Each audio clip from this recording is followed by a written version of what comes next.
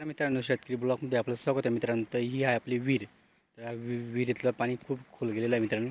तर आपलं पाणी पण कमी झालेलं आहे मित्रांनो. आणि आपली मोटरची पेटीने आपलं कनेक्शन घेतलेलं लाईटचं. आणि आपल्या गावाजवळचा इकडचा डोंगर गावाकडचा आहे. आपलं शेत आहे तिकडचं आहे, इकडचं गावाकडचं आहे मित्रांनो. आणि आपलं वावर पाहू शकता तुम्ही, वावर पूर्ण भरलेला दिसत आहे. आता त्याच्यात गहू आहे, बाकीचा वाटणा होता तो काढला गेला, झाडाखाली होता. आणि इथं हरभरा आहे, त्याला पाणी भरायचं काम सुरू आहे मित्रांनो. तर मित्रांनो, आता शेतामध्ये आपले सगळे काही गहू पीक आहे तर भरलेलं दिसत आहे. काही दिवसांनी एक कापले गेले का पूर्ण आपला वावर खाली दिसणार मित्रांनो. तर भरलेला वावर असतो तर किती छान दिसतो.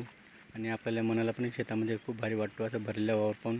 तिकडे हे आपल्या झाडांमध्ये आपलं तिकडे पण साईडला गहू आहे, थोडीशी दिसत आहे ती कोबी आहे मित्रांनो.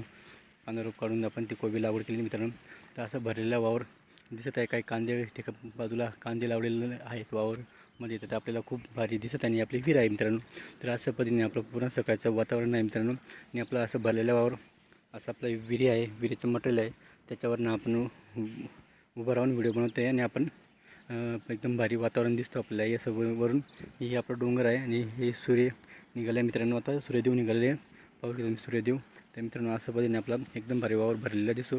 तर आपलंही मन भरून जातं वावर भरलेला. जेव्हा वावर म्हणजे गहू कापणी वगैरे झाली का तेव्हा वावर रिकामा दिसतं, तर आपल्याला मन लागते मात्र मित्रांनो.